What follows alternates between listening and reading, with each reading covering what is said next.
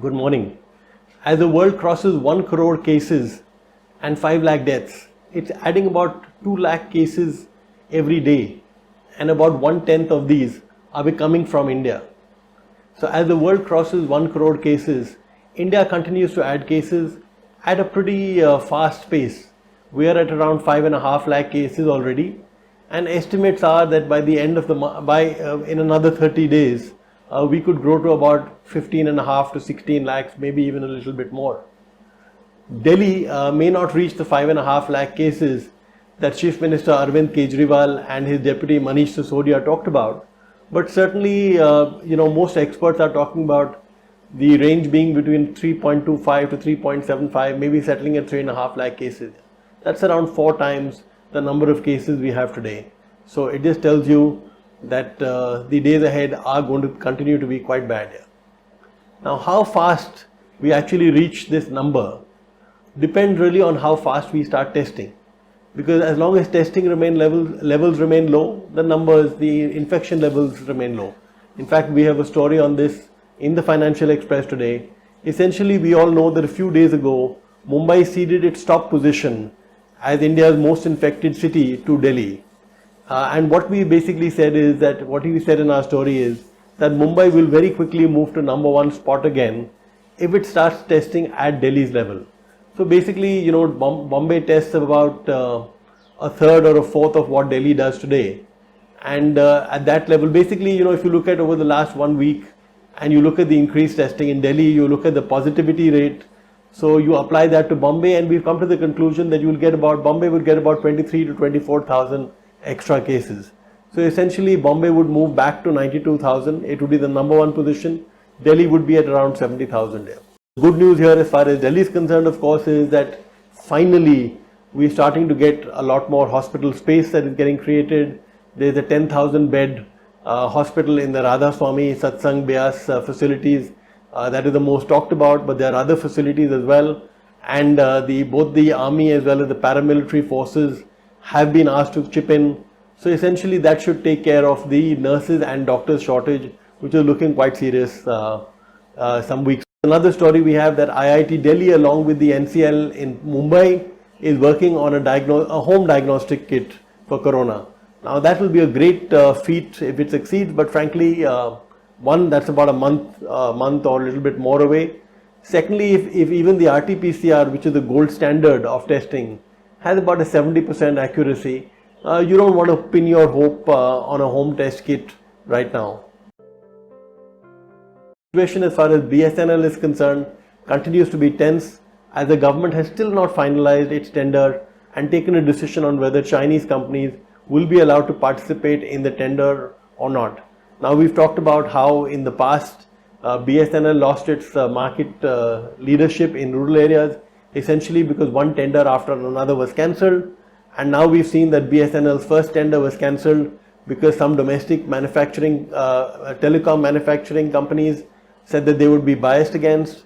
So that tender was cancelled, and now it looks like BSNL has got caught in this Chinese supplier tender all over again.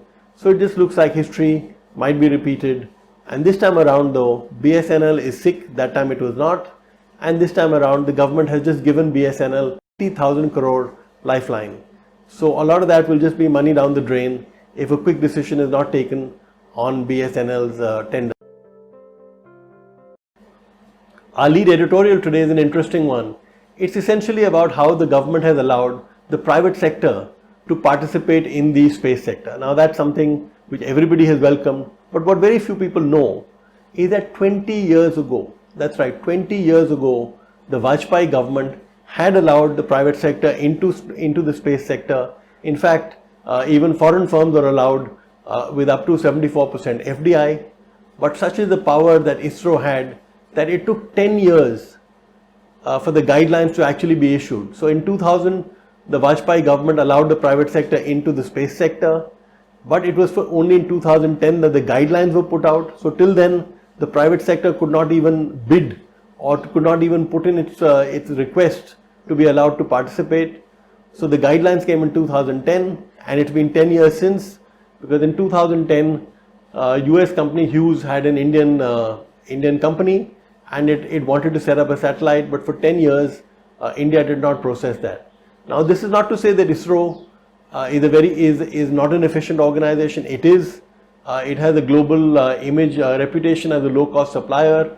Its Mars program was one of the lowest cost in the world. So there are lots and lots of firsts for ISRO.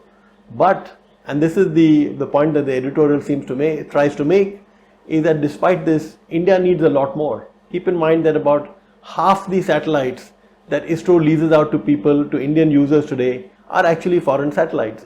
So India's bandwidth which is available is a fraction of what we need. So essentially we need a lot more foreign satellites which can build modern generation satellites which have greater capacity and cost a lot less than what ISRO satellites do. Now we've got to hope that this time around, 20 years later, the bureaucrats and ISRO don't manage to scuttle this initiative as well. If our page one anchor story today is about how firms in India and Indian firms are looking at innovation to provide goods which are relevant in the context of COVID, Arvind, for example, has come out with an antiviral fabric. So the claim is that if you wear those shirts, the chances of your getting corona are that much less.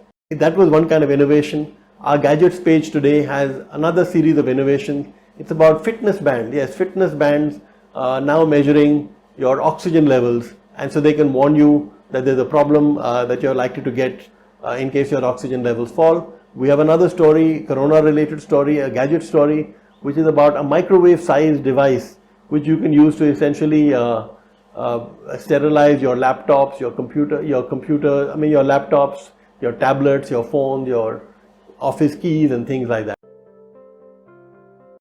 We have two interesting startup stories. One uses AI and other technology to grow medicinal plants, and the other allows users to sell their data, which is then analyzed and sold to marketing firms, and users can redeem the marketing or the reward points that they get on platforms like Zomato and Amazon. Have a great day.